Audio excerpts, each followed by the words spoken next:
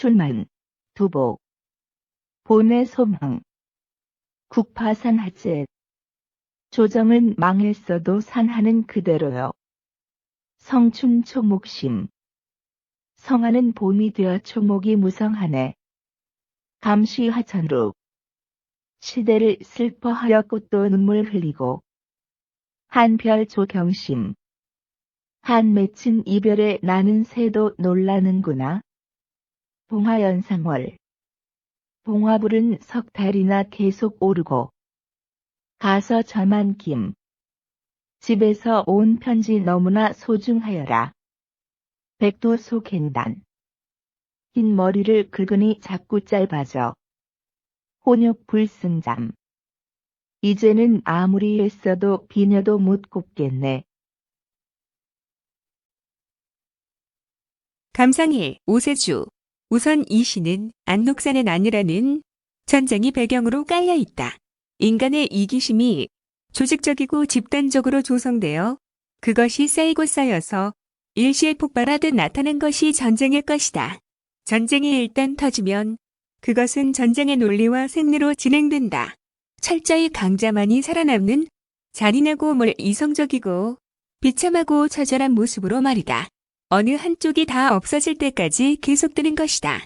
철저하게 비인간적이고 파괴적인 것만이 인정받는 이상한 가치 질서를 가진다.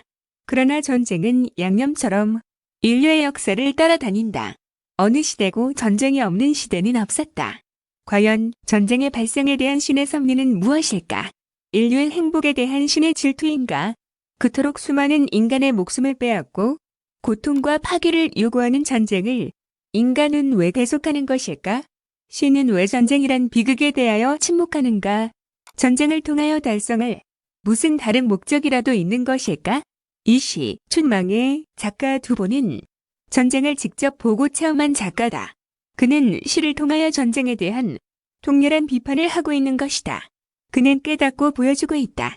전쟁이 인간의 육체와 영혼을 찢고 죽이고 온갖 물건을 파괴해도 계절은 언제나 때맞추어 나타나고 온갖 초목도 그에 따라 변화하는 질서를 가진다는 것이다.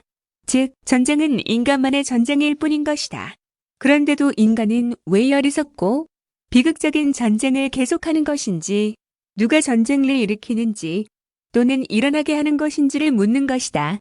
이 시를 자세히 읽어보면 두보는 작품을 통하여 이러한 의문을 인류 전체에게 던지고 있는 것이다. 먼저 1, 2구에서 두보는 이러한 의문을 강하게 보인다. 국파산하재. 조정은 망했어도 산하는 그대로요. 성춘 초목심. 성하는 봄이 되어 초목이 무성하네. 여기서 국은 특정 시기의 정치 집단인 조정, 즉 지금의 정부를 뜻한다. 두보는 분명히 영구히 계속되는 민족과 어느 시기를 통치하는 권력 집단으로서의 조정을 구별하여 인식한 것 같다. 산하와 성은 영원한 중국 민중의 삶의 터전으로서의 국토와 도시를 의미한다고 볼 수 있다. 정치를 잘 못해야 무너져 쫓겨난 당현종의 조정, 음망해도 그들 때문에 보전되지 못하고 상처난 국토와 도시는 여전히 남아있는 것이다. 그리고 그곳은 새로운 계절에 의해 회복이 가능한 영원한 땅인 것이다. 즉, 봄이 되면 봄의 기운으로 초목이 다시 무성해지는 신의 땅이여 백성의 땅인 것이다.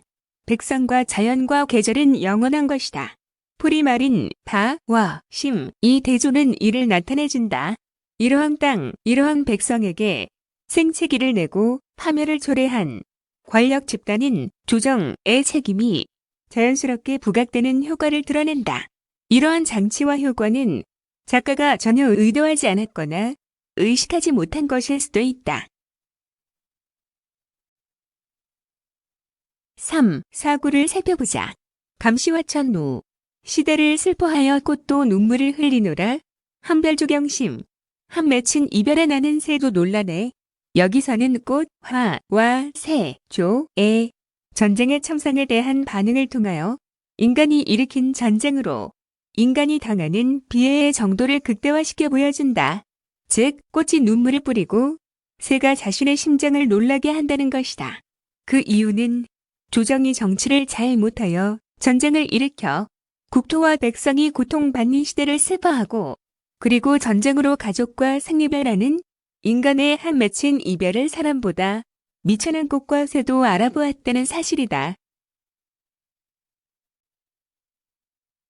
5. 육구를 살펴보자. 봉화연 3월, 봉화불은 석 달이나 계속 오르고 가서자 멈김, 집에서 온 편지는 너무나 소중해라. 여기서는 이러한 비극적인 전쟁이 오랫동안 진행 중인 상황에서도 가족 간의 유대와 그 끈끈한 정을 떠올리는 작가의 마음이 살아 움직인다. 전쟁은 석 달이나 계속되고 있다. 이러한 전쟁이 계속되는 상황에서는 가족에 대한 소식을 전할 길도 받을 길도 없다. 이러한 이유로 집 소식을 전한 편지, 가. 그에게는 만금의 가치가 있다. 저만김, 고함으로써 그의 심정을 밝히고 있다. 그 어려움 처지에서도 가장으로서의 책임과 인간애를 보여주고 있다. 7. 8구를 보자. 백두속인간, 흰머리를 긁으니 또 더 짧아져. 혼육부승잠. 아무리 했어도 비녀도 못 지겠네. 여기서는 전쟁을 겪고 있는 두보 자신의 노심초사를 드러내고 있다. 가족 걱정, 나라 걱정, 그리고 자신의 건강과 장래에 대한 걱정 때문에 흰 머리가 더욱 희어지고 또 머리털이 자꾸 빠져서 이제는 비녀도 꽂지 못하게 되었다는 것이다. 이는 결국 두보가 몸도 마음도 극도로 쇠락한 상태에 처해 있다는 사실을 보여준다. 이상의 상황을 종합할 때 전쟁으로 인해 그 전생을 일으킨 사람과 전혀 관계없는 수많은 두보와 같은 처지에 고통받는 사람이 생겨난다는 사실이다. 그리고 그 수많은 사람이 개인적으로 두보가 당한 가족과 헤어지는 비극과 객지에서 병들어 고통받는 모습으로 전락할 수밖에 없다는 사실을 보여주는 것이다. 전쟁을 일으킨 자 그들이 누구란 말인가? 왜 죄 없는 백성이 이 고통을 받아야 하는가를 묻고 있는 것이다. 두보는 당 현종과 당시의 조정을 탓하고 있다. 당 현종은 양귀비를 끼고 놀다가 정치를 소홀히 하고 국장의 판단을 잘못하여 피할 수 있는 전쟁을 초래한 책임이 있는 것이다. 인류 역사상 비극적인 전쟁이 발생한 많은 원인이 이러한 데에 있었다. 하늘은 두보와 같은 시인에게 시를 짓는 능력을 주고 동시에 그에게 궁핍한 생활과 전쟁의 체험까지 겪게 하여 이러한 전쟁의 교훈을 우리 인류에게 전하여 준 것이 아닐까? 마치 진조조개에 주입된 조그마한 이물질이 진조조개에게는 고통이 되고 이 고통을 없애버리라는 자기 방어적인 차원에서 조개가 분비물을 분비하여 영롱한 빛을 내는 진주를 생성하듯이 말이다. 두보는 자신의 생애를 진지하게 살아 이 진주 같은 시, 춘망을 생산한 것이다.